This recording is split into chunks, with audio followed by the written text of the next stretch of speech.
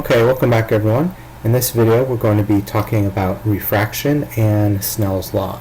So refraction is basically defined as a change in the direction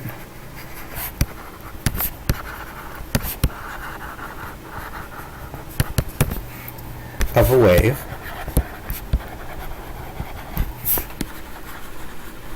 when passing from one medium to another.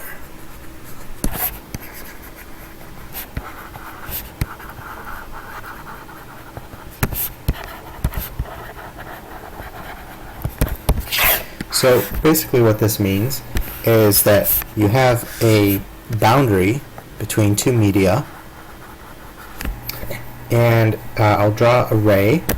So you have a ray coming in and striking that boundary, and if you draw in the normal, the ray would keep on going in a straight line, but instead is bent slightly. And it turns out that there's a couple of explanations for this. First of all, what we should say is that there's three things that happens to the energy of the wave when we reach a boundary. Okay?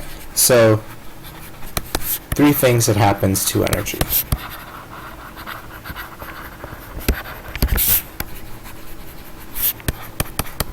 So, we talked about the first in a prior video, that part of the energy is reflected. And we already talked about how these two angles are equal, the incident and reflected angles. So theta incident equals theta reflected. Gonna have to be careful because there's two R's. Okay, that's the first thing. The second thing is that the energy can be absorbed. And you know that materials heat up when they absorb light, and that's just because the molecules gain kinetic energy. So higher temperature, more heat. Okay. Now the third thing is that the wave is transmitted, and it's transmitted because of refraction. And later on, when you get into upper level physics courses, if you do, you will learn that there's all these different coefficients for whether light is reflected or absorbed or transmitted, and that together they have to add up to give 100%. So we're not going to go into the details of that. But what I would like to do is kind of talk about why light actually bends or changes direction when it goes from one medium to another. So there's a couple of thoughts on this. First of all, from a particle point of view, what happens is that basically light travels with the speed of light. It always travels at the speed of light, but when it travels through a medium, well, it's going to interact with the particles of that medium. So what we could say is that the photons of light are absorbed and re-emitted by particles in a medium.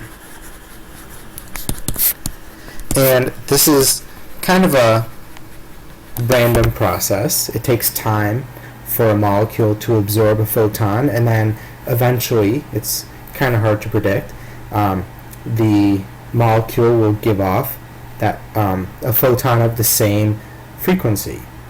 So when we say that light is transmitted through a material, well, it's not the same photons, but it's the same wavelength and frequency. And this actually tends to slow down light. So as a result,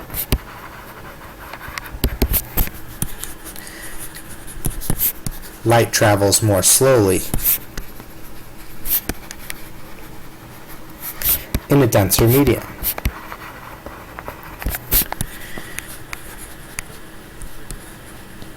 Okay, and as a matter of fact, there is a term which tells us how much light slows down, and it is the index of refraction.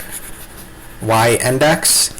Because it's the letter n, and it is defined as the speed of light in a vacuum divided by the speed of light in a medium.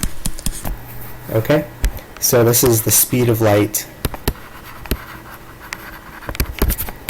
in a vacuum, and then this is the speed of light in a particular medium. So take, for example, water. Water has an index of refraction of 1.33, which means that the ratio of the speed of light to the speed of light in water looks something like this. So you take 3, divide by 4/3, and that tells you how fast light travels in water. Okay, so most indices of refraction are greater than 1. Because if you think about it, what does it mean for the index of refraction to be less than 1? So does it make sense to say that 0.5 is the speed of light in a vacuum divided by the speed of light in a medium? Well, in this case, no, because this says that the speed of light in a medium is twice the speed of light in a vacuum, and we can't have that. And in some materials, you can actually have a negative index of refraction. And this has some really interesting consequences that we're not going to get into just yet. So one way to think about refraction is that the individual particles of the medium are slowing down. And there's a couple of stories that kind of illustrate this. One is the so-called parable of the lawnmower. And so you might want to think about, if you mow your lawn, think about having the grass right here, and think about having some sort of pavement or sidewalk. And so this is a top view. And so let's sort of construct a normal. And let's say that you are pushing your lawnmower, and you're pushing it along sort of like so. Okay, that's horrible, but pretend like I'll just move my normal. Okay? And so what this means is that you have a front and a back wheel of the lawnmower, and a little bit later, not the front and the back, but like the left and the right, and the left and the right wheels of the lawnmower a little bit later, and okay. So these are supposed to be evenly spaced out. So what happens when the lawnmower goes from pavement to grass? Well, the wheels are going to slow down. So instead of going this far, I'll put a little arrow so you can see it's a distance and not another lawnmower wheel. What happens is that this wheel might only go that far in the grass, whereas in the pavement, it's still going its full normal distance. And what this does is it kind of makes the lawnmower turn a little bit. And then in the next little moment of time, it'll go a little bit here and kind of a lot of it there, which means it turns even more. And now that it's in the grass, well, it's going to start going kind of drawing poorly, okay? But the end result is that the ray has changed direction, the direction of the lawnmower, okay? And so if we talk about theta incident and theta refracted, there's actually a relationship. Notice that these are measured with respect to the normal. Okay, so we talked about that with the law of reflection, and it's also true about the law of refraction. Is also known as Snell's law. That's how you're really supposed to pronounce it. And what this says is that there's sort of a ratio between the index of refraction in each material and the angle. And it looks like this, that n incident sine of theta incident equals n refracted sine of theta refracted. So this is Snell's law. And in a later video, I'm going to prove this. Right now, I'm just asking you to accept it. And the rule of thumb here is that as light travels, so as light goes from less dense to more dense,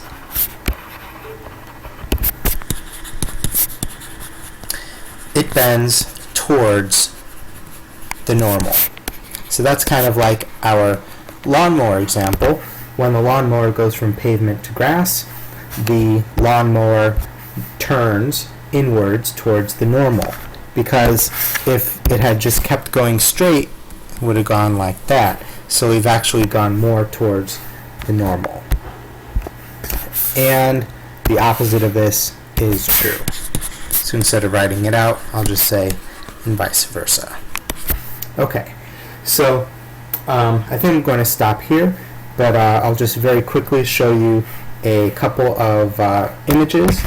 This first one is dispersion, and this happens because the different wavelengths of light that compose white light, which we've talked about as red, green, blue, etc., they all have slightly different indices of refraction. So the index of refraction has something to do with, I believe it's 1 over the wavelength. So this means that things like violet and blue are going to be refracted more, and red, yellow, orange, not quite as much. Okay, so this is dispersion.